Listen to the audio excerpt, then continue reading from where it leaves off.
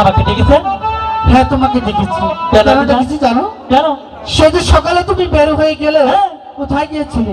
আমি জান, হ্যাঁ আমার দাদাকে নিয়ে ওই তো কি মাঠ দেখা যাচ্ছে, ওই মাঠে খেলা করছিলাম। তুমি যে খেলা করছো, হ্যাঁ অনেক বেলা হয়েছে, তোমার কি খানা খেতে হবে না? চলো এবার খানা খাবে।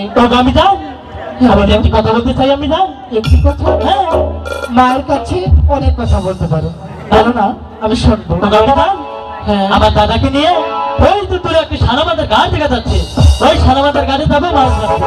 এ কি কথার মতো কথা হলো? হ্যাঁ, তুমি সানে বান্দার গাছে যাবে মাছ ধরতে, তুমি বলে সদাগরের ছেলে, আমি তোমাকে অনেক টাকা দেবো, বাজার হতে মাছ আনবে, আমি রান্না করে দেবো, আর সবাই সোহাগ বাজার করে দেবো। থাকো না কেন? আমি জান অত শিগগিরই চলে আসো বাজারে মাছ খাইতে। আমি জান আমার বাড়ি ঠিক আছে। আমি জান আমার দাদাকে নিয়ে বসি ভাই তো ওই সারাবাজার গাছে যাবো। আমি জান তুমি কি আমার সাথে জিদ করছো? না, আমিও বলছি তোমাকে যেতে দিব না, দিব না, দিব না, সত্যি তো? কখনো না, দিবেন না তো? কখনো যেতে দেব না।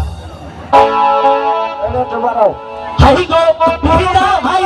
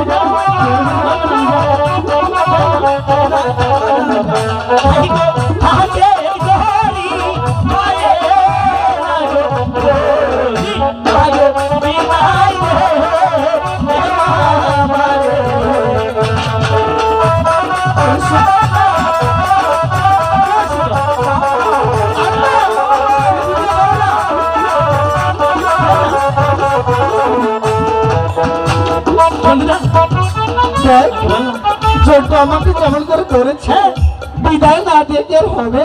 আমি জান তাহলে আমাকে হাসি মুখে বিদায় করেন।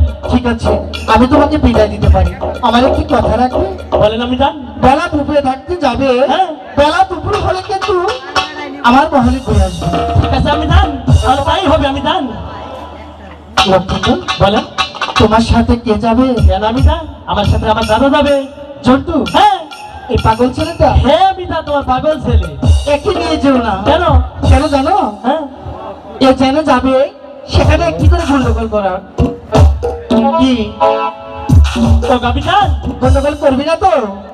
আয় জন্টু, কি সমস্যা? দাদা আমি পাগল। দাদা পাগলই তো। তুই পাগল? তুই কি পাগল না? না, ভালো ছেলে। আমি মেন্টাল। ঠিক আছে, ঠিক আছে, মেনে নিলাম। জন্টু, সত্যি যাবে শোনা? হ্যাঁ, আমি তো তোমার বুদ্ধিটা আমি দিছি। আমি তোকেও যে ওর সাথে পাঠাবো, কিন্তু একটি কথা আছে। আবার কি কথা? তুই অনেকদিন হয় মিষ্টি করে আমাকে একটি ডাক দিস না, একটি ডাক দিতে পারবো?